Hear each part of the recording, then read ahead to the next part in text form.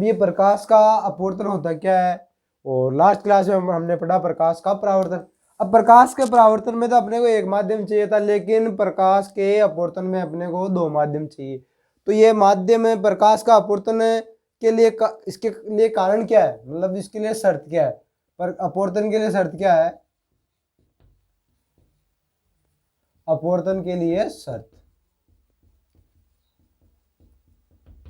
इसमें दो माध्यम होना चाहिए, दो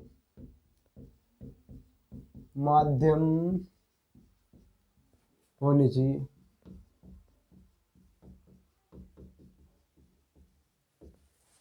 परावर्तन में तो क्या होता था, एक माध्यम होता था, लेकिन अपवर्तन में दो माध्यम होते हैं।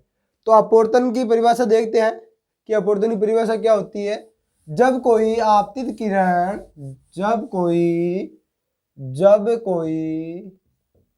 जब कोई आपतित किरण एक माध्यम से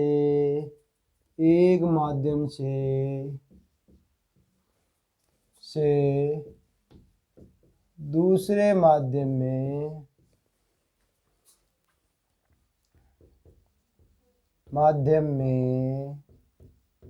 प्रवेश करती है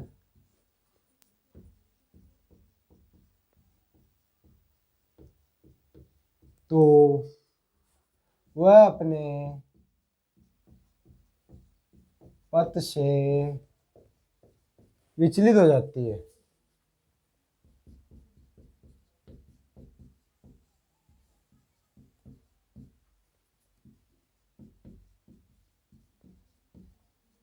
इसे ही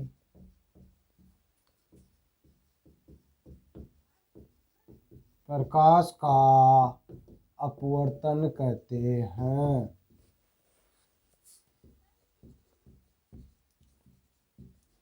मतलब परिभाषा क्या है कि जब कोई आपतित किरण एक माध्यम से दूसरे माध्यम में प्रवेश करती है तो अपने पथ से विचलित हो जाती है, इसे हम क्या कहते हैं, प्रकाश का अपवर्तन कहते हैं। परावर्तन में क्या होता है कि जब कोई माध्यम एक होता था, परावर्तन सतह से टकराती थी और उसी माध्यम में वापस लौट जाती थी, और उसको हम बोलते थे प्रकाश का परावर्तन है, और ये क्या है, अपवर्तन। इसके लिए शर्त क्या है, माध्यम कितने होने चाहिए, दो। कितने, दो माध्यम, कितने, दो। तो मैं ये लो भाई, ये हो गई अपवर्तक सतह, क्या हो गई, अपवर्तक सतह। ये हो गई आपतित किरण,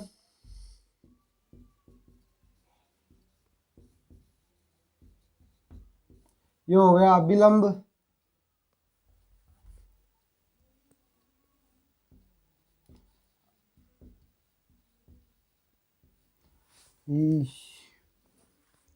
ये हो गई अपवर्तित किरण।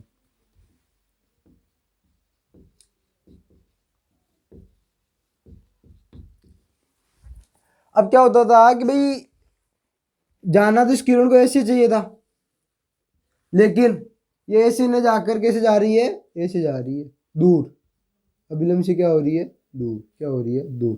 और कभी कभार क्या होगी, या अभिलंब के पास आ जाएगी, या तो अभिलंब से दूर जाएगी या अभिलंब के पास आएगी। ऐसा क्यों होता है, क्योंकि ये अपवर्तन के कारण होता है। किसके कारण होता है, अपवर्तन के कारण।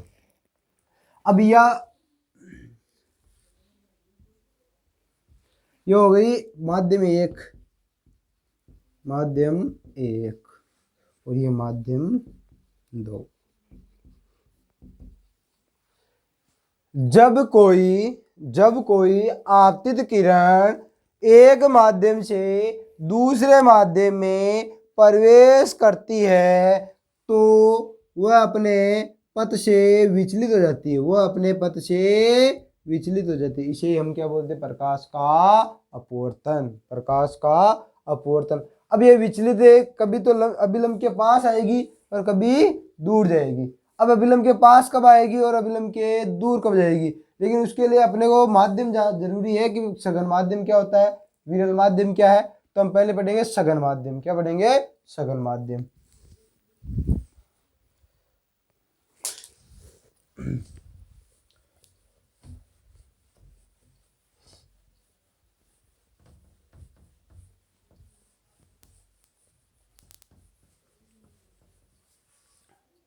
सघन माध्यम।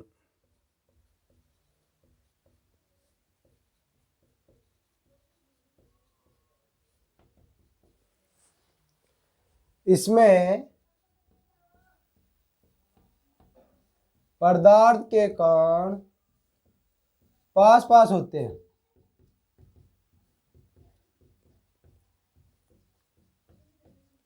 पास पास होते हैं मतलब क्या हुआ कि सघन माध्यम वह माध्यम है जिसमें पदार्थ के कण पास पास होते हैं। विरल माध्यम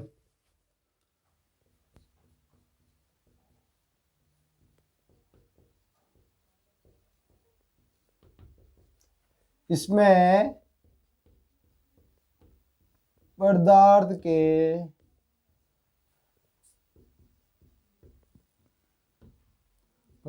के कण थोड़े दूर दूर होते हैं।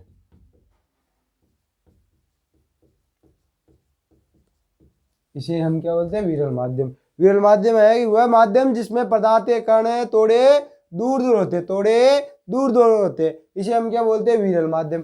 अब अपने को पता कैसे चलेगा सघन माध्यम कौन सा है, विरल कौन सा है? तो मैं उदाहरण लेता हूं कि जैसे उदाहरण के लिए हवा और जल, हवा और जल, हवा और जल, हवा और जल। आपको पता है हवा एक गैस है और जल क्या है? एक द्रव है। जल के जो कण है वो थोड़े नजदीक है, किसकी तुलना में? हवा की तुलना में। तो यह तो हो गया सघन माध्यम।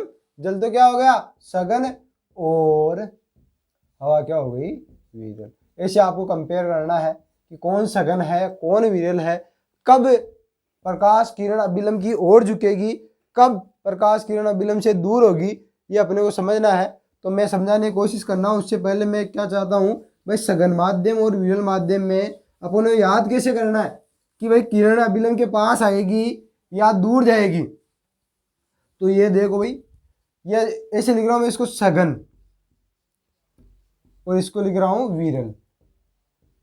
अब मैं क्या करूंगा, इसको जो स है उसको र मानूंगा ऐसे, और इस व को ना वी, इसको वी, इसको वी। तो अब इससे क्या हुआ? रवि। और आपको पता है कि रवि सूर्य का पर्यायवाची है, सूर्य का पर्यायवाची। अब रवि पास तो है नहीं, रवि कैसे? दूर है, सूर्य अपने से दूर है। तो इसका मतलब याद क्या करेंगे? जब कोई आपतित किरण सघन माध्यम से विरल माध्यम में प्रवेश करती है तो वह अभिलंब से दूर हो जाएगी, अभिलंब से दूर हो जाएगी। इसका मतलब रवि, रवि मतलब सूर्य, और सूर्य क्या है? दूर है। सूर्य क्या है? दूर है। और इसका उल्टा हो जाएगा किसमें? वो अभिलंब की ओर झुक जाएगी। तो मैं क्या करूंगा? अभिलंब की ओर झुकाव और अभिलंब से दूर। याद करना है कि जो स है उसको र मानना है, मतलब ये र की तरह ही है, स ना, ये र की तरह ही है, और इसको वी मान लो, और रवि, ये हो गया रवि। और रवि मतलब किसका पर्यायवाची होता है? सूर्य का। और सूर्य अपने नजदीक तो है नहीं, पास तो है नहीं, वो है दूर। तो इससे हम याद करेंगे रवि क्या है? दूर है। रवि क्या है? दूर है। इसका मतलब जो अपवर्तित किरण है वो अभिलंब से दूर जाएगी, अभिलंब से दूर जाएगी, अभिलंब से दूर जाएगी। तो चलो अभिलंब की ओर झुकाओ, अभिलंब से दूर।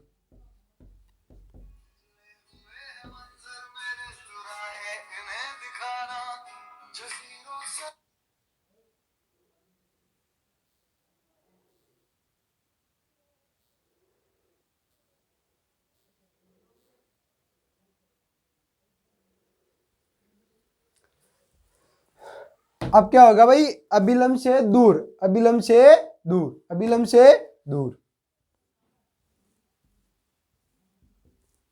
कब होगी अभिलंब से दूर? जब कोई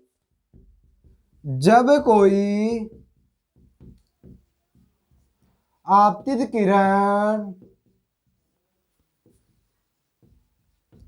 सघन माध्यम से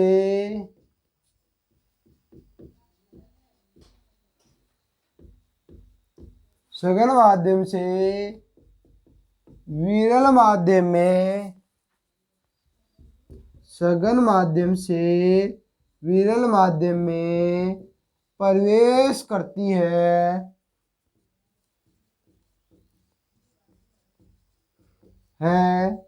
तो वह किरण वह अपवर्तित होकर अभिलंब से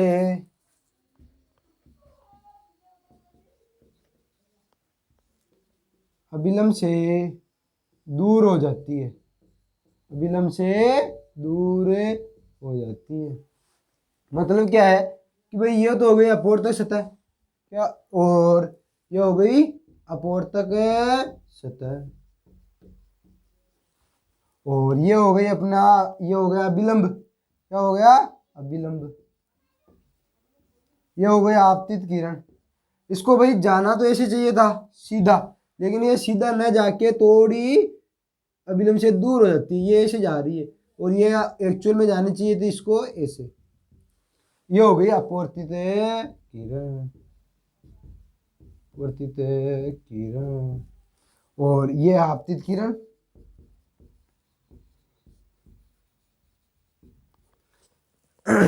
ये माध्यम 1 जो क्या है, सघन है, और ये माध्यम 2 जो क्या है, विरल है। मतलब क्या हुआ कि अभिलंब से दूर कब जाएगी, जब कोई आपतित किरण सघन माध्यम से विरल माध्यम में, सघन माध्यम से विरल माध्यम में प्रवेश करेगी तो अपने पथ से तो विचलित होगी, लेकिन क्या होगी, अभिलंब से थोड़े दूर हो जाएगी, अभिलंब से थोड़ी दूर हो जाएगी, अभिलंब से थोड़े दूर हो जाती है। इसे हम कहते हैं भाई अभिलंब से दूर हो गई। ऐसे इसका जस्ट उल्टा है कि अभिलंब की ओर झुकाव या अभिलंब की ओर झुक जाती है या अभिलंब के पास होकर गुजरती है। तो अब देखते हैं दूसरा।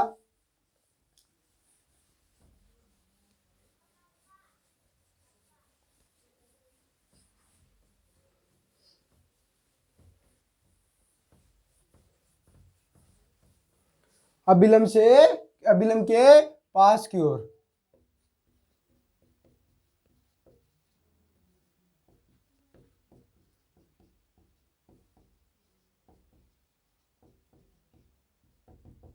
जब कोई आपतित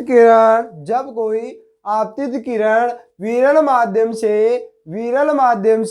सघन माध्यम में प्रवेश करती है तो वह किरण अपवर्तित होकर अभिलंब की ओर झुक जाती है या अभिलंब के पास हो जाती है। इसे हम क्या बोलते हैं, अभिलंब की ओर झुकाव। जब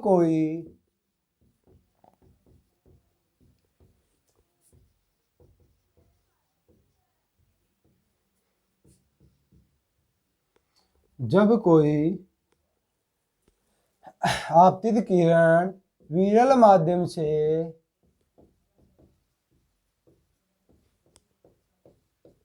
सघन माध्यम में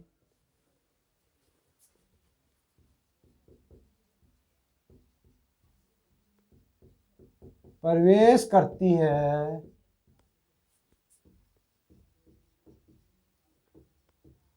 तो वह किरण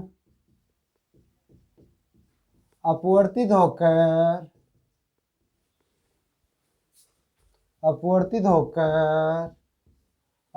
होकर अभिलंब की ओर झुक जाती है, अभिलंब की ओर झुक जाती है।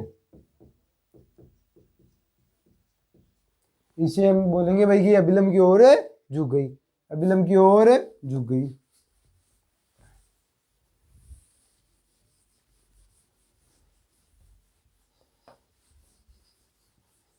अब ये तो हो जाएगी अपनी अपवर्तक सतह, ये हो गया अभिलंब, ये हो गई आपतित किरण।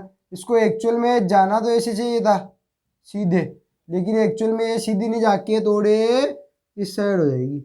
ये माध्यम 1 हो गया जो कि क्या है, विरल माध्यम। ये हो गया माध्यम 2 जो क्या है, सघन माध्यम।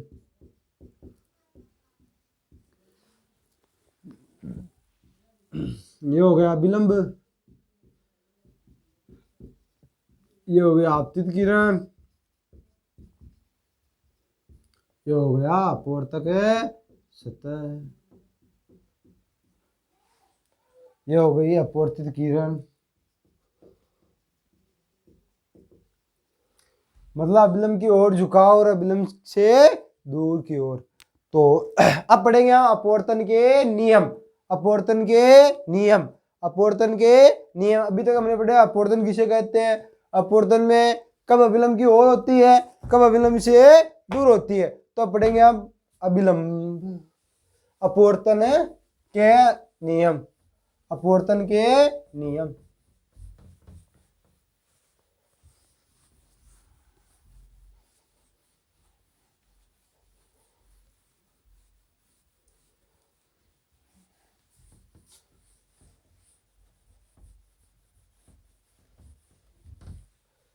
परावर्तन के भी दो नियम थे, अपवर्तन के भी दो नियम है। तो पहला पढ़ेगा अपवर्तन के नियम, हेडिंग है अपवर्तन के नियम।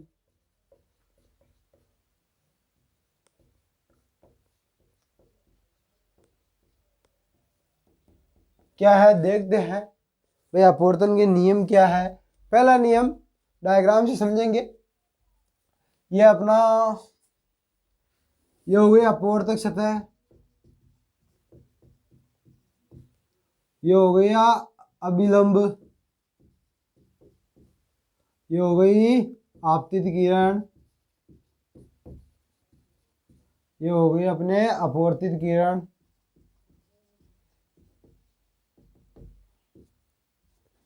ठीक है।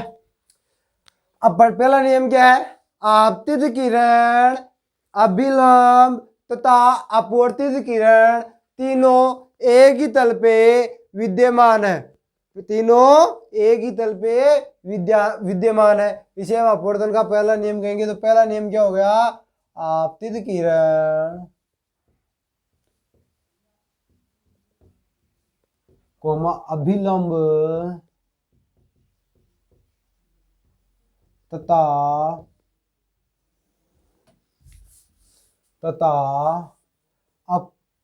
अपवर्तित किरण तीनों एक ही तल पर विद्यमान है। और चित्र डायग्राम से भी पता चलता है कि भाई आपतित किरण, अपवर्तित किरण और अभिलंब तीनों एक ही तल पे विद्यमान है। अपवर्तन का दूसरा नियम जो कि मोस्ट है, इसे हम स्नेल का नियम भी कहते हैं। अगर इसको मैं आपतन कोण आई कहूं और इसको मैं कहूं अपवर्तन कोण आर, अपवर्तन कोण आर। अब भाई आपतन कोण क्या होता है, अपवर्तन कोण क्या होता है। आपतन कोण आपतित किरण तथा अभिलंब के मध्य बनने वाले कोण को, आपतित किरण तथा अभिलंब के मध्य बनने वाले कोण को हम आपतन कोण कहते हैं। अपवर्तन कोण अभिलंब तथा अपवर्तित किरण के मध्य बनने वाले कोण को हम अपवर्तन कोण कहते हैं। तो मैं क्या बोल रहा हूं कि आपतित किरण की जा, आपतन कोण की जा, कोण की जा तथा परावर्तन कोण, अपवर्तन कोण की जा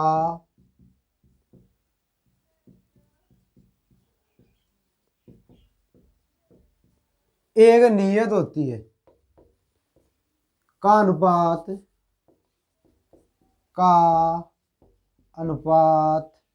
एक नियत होता है, एक नियत होता है।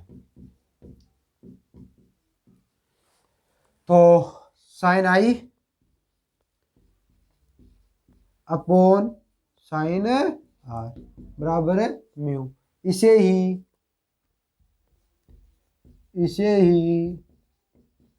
स्नेहल का नियम कहते हैं।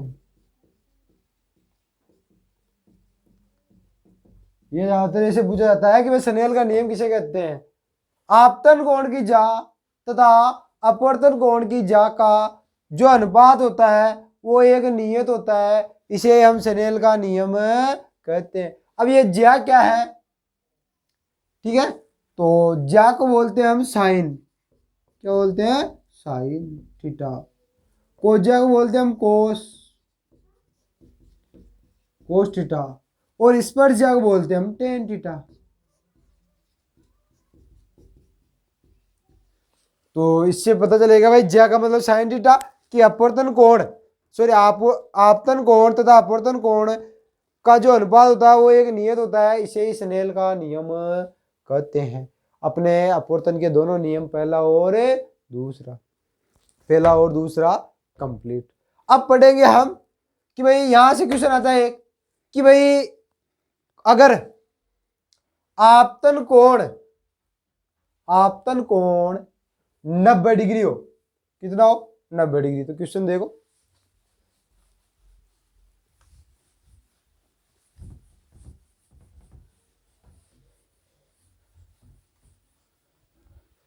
क्वेश्चन, यदि आपतन कोण 90 डिग्री हो तो अपवर्तन कोण कितना होगा।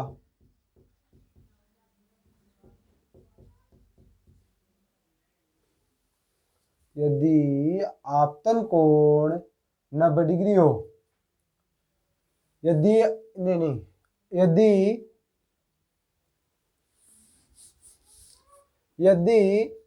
आपतित किरण लंबवत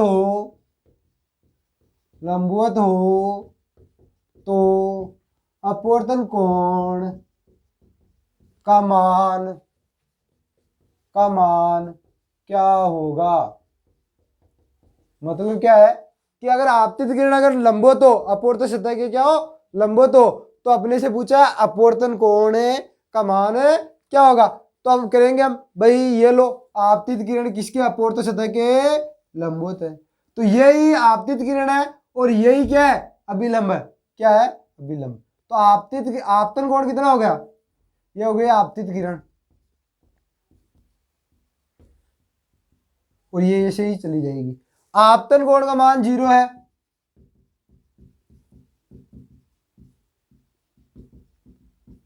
जीरो, तो अपवर्तन कोण का भी क्या होगा, 0 है। कैसे होगा, हमने बताया था कि भाई आपतन कोण की परिभाषा क्या होता है, अभिलंब तथा आपतित किरण के बीच का कोण। तो यही तो अपना अभिलंब है और यही क्या है, आपतित किरण है। तो इन दोनों के बीच में जो कोण बना वो कितने का है, 0 डिग्री। कितने का है, 0 डिग्री। फिर ऐसे इसमें होगा, इसमें क्या होगा कि अपवर्तन कोण की परिभाषा से यह अपवर्तित किरण तथा अभिलंब के बीच में जो कोण बनेगा वो अपवर्तन कोण कहलाता है। लेकिन यही अभिलंब और यही क्या है, अपवर्तित किरण है, तो इसके बीच में भी कितना डिग्री कोण बनेगा, 0 डिग्री का। ये भी पूछते हैं एक हल। अब हम पढ़ेंगे हीरे में अपवर्तन। सबसे अधिक अपवर्तनांक हीरे का होता है, सबसे अधिक अपवर्तनांक हीरे का होता है।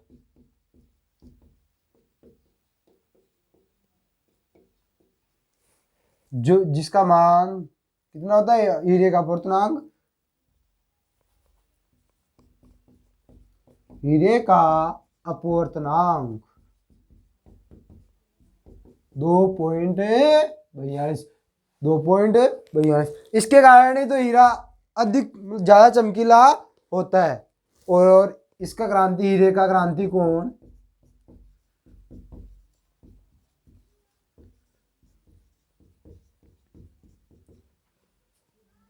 24 डिग्री। ये पूल है भाई। हीरे का अपवर्तनांक कितना होता है, हीरे का अपवर्तनांक होता है 2.42। हीरे का अपवर्तनांक कितना होता है, 2.42। 2.42। अब पढ़ेंगे हम अपवर्तन के अनुप्रयोग। भाई अपवर्तन काम में कहाँ आता है, अपने को पता ही नहीं चलता है। जैसे हम परावर्तन का तो बताते हैं कि अगर कोई प्रकाश उस पर गिरेगा, वस्तु पे गिरेगा और अपने आंखों तक परावर्तित होकर अपने आंखों तक पहुंचता है तो वस्तु हमें दिखाई देती है। तो ऐसे आप अपने जो डेली लाइफ है उसमें अपवर्तन के कहाँ काम में आता है, पता है अपने को, पता नहीं चलता है कि अपवर्तन हो रहा है या नहीं हो रहा है। तो अब देखते हैं कहाँ है अपवर्तन के अनुप्रयोग।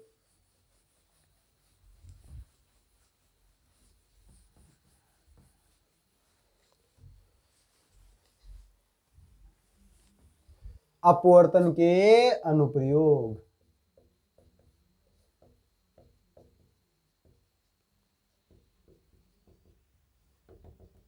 पहला, सूर्य का 2 मिनट पहले 2 मिनट पहले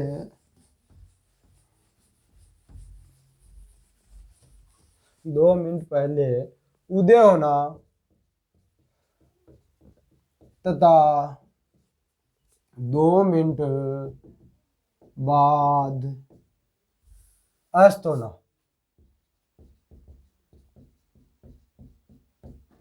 मतलब एक्चुअल में ऐसे मतलब अपवर्तन के कारण क्या होता है, जो सूर्य है 2 मिनट पहले हमें दिखाई देता है उगने से पहले, उदय होने से पहले, तथा वो अस्त होता है उससे 2 मिनट बाद तक हमें दिखाई देता है। किसके कारण दिखता है? अपवर्तन के कारण। दूसरा, आकाश का रंग नीला दिखाई देना। आकाश का रंग नीला दिखाई देना।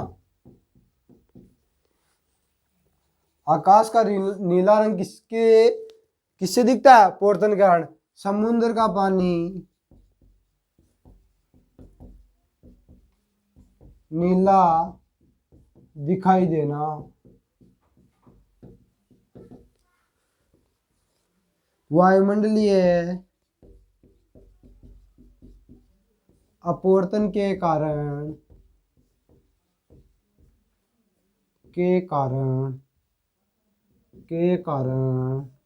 तारों का टिमटिमाना।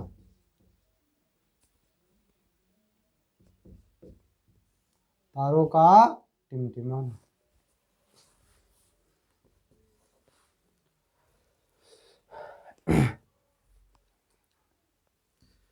पानी की बाल्टी में रखा सिक्का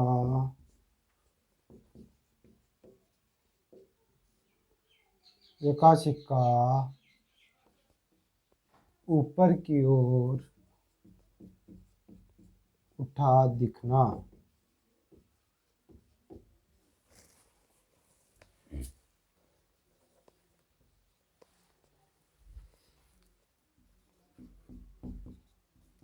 कांच के गिलास में पेंसिल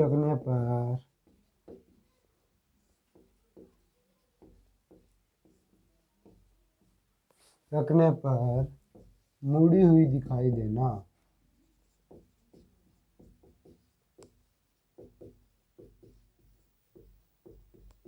यह है अपवर्तन के अनुप्रयोग।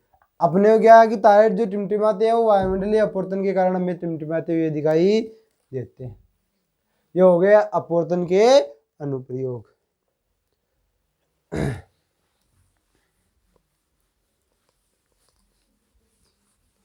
भाई अपने को पता तो होना चाहिए भाई अपवर्तन और परावर्तन में अंतर क्या है। तो पहला अंतर तो है कि परावर्तन में तो एक माध्यम होता है और जो अपवर्तन होता है उसमें 2 माध्यम होता है, जिसके कारण परावर्तन में तो उसी माध्यम में वापस लौट जाती है क्योंकि माध्यम एक ही है, और अपवर्तन में एक माध्यम से दूसरे माध्यम में जाते हैं तो वो क्या होते हैं, अपने पथ से विचलित हो जाती है।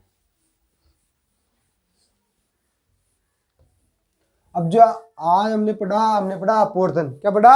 अपवर्तन। तो अपवर्तन की परिभाषा क्या होती है? जब कोई आपतित किरण एक माध्यम से दूसरे माध्यम में प्रवेश करती है तो अपने पथ से विचलित हो जाती है, पथ से विचलित हो जाती है। इसे हम प्रकाश का अपवर्तन कहते हैं। फिर हमने पढ़ा भाई माध्यम, सघन माध्यम क्या होता है, विरल माध्यम क्या होता है। सघन माध्यम वह माध्यम जिसमें पदार्थ के कण पास पास होते हैं वो सघन कहलाता है, और उसका जस्ट उल्टा इसमें थोड़े दूर दूर होते हैं। पदार्थीय कण क्या होते हैं, थोड़े दूर दूर होते हैं। जैसे मैंने जल और हवा का उदाहरण लिया, जिसमें जल तो क्या था, सघन माध्यम था, और जो हवा थी वो विरल माध्यम था। अब उसके बाद में है कि भाई कब किरण अभिलंब से दूर जाएगी और कब किरण अभिलंब के पास आएगी। तो क्या होता है कि भाई जब कोई आपतित किरण सघन माध्यम से विरल माध्यम में प्रवेश करती है तो वह अभिलंब से थोड़े दूर हो जाती है, अभिलंब से थोड़ी दूर होके अपवर्तित होती है। अब अभिलंब के पास झुकाव, जब कोई आपतित किरण विरल माध्यम से सघन माध्यम में प्रवेश करती है तो अभिलंब की ओर झुक जाती है, अभिलंब की ओर झुक जाती है। फिर हमने पढ़ा भाई अपवर्तन के नियम। अपवर्तन के 2 नियम होते हैं, परावर्तन के भी 2 ही होते हैं और अपवर्तन के भी 2 होते हैं। तो पहला नियम पढ़ा था, आपतित किरण, अभिलंब तथा अपवर्तित किरण तीनों एक ही तल पे विद्यमान होते हैं। दूसरा नियम पढ़ा मोस्ट, जिसे हम स्नेल का नियम भी कहते हैं। आपतन कोण की जा तथा अपवर्तन कोण की जा का अनुपात एक नियत होता है, का अनुपात एक नियत होता है। इसे ही हम आपतन कोण की जा तथा अपवर्तन कोण की जा का अनुपात एक नियत होता है, इसे ही हम स्नेल का नियम कहते हैं। Sine i upon sine r is equal to mu, जो एक नियत होता है। फिर हमने पढ़ा भाई आपतन कोण क्या होता है, आपतित किरण व अभिलंब के मध्य बनने वाला कोण आपतन कोण कहलाता है। अपवर्तन कोण अपवर्तित किरण तथा अभिलंब के मध्य बनने वाले कोण को हम क्या कहते हैं, अपवर्तन कोण। फिर हमने पढ़ा अपवर्तन के अनुप्रयोग। पहला पढ़ा हमने कि सूर्य का 2 मिनट पहले उदय होना तथा 2 मिनट बाद अस्त होना। फिर हमने पढ़ा वायुमंडलीय अपवर्तन के कारण तारों का टिमटिमाना। पानी से भरी बाल्टी में सिक्का रखने पर सिक्का ऊपर की ओर उठाई देना, आकाश का रंग नीला दिखाई देना, समुद्र का जल नीला दिखाई देना, ये सब क्या थे, अपवर्तन के अनुप्रयोग थे। क्या थे, अपवर्तन के अनुप्रयोग। अब अपवर्तन कंप्लीट हो गया और हीरे का अपवर्तनांक 2.42 और हीरे का क्रांतिक कोण 24 डिग्री, जिसके कारण हीरा प्रकृति में सबसे ज्यादा चमकीला होता है।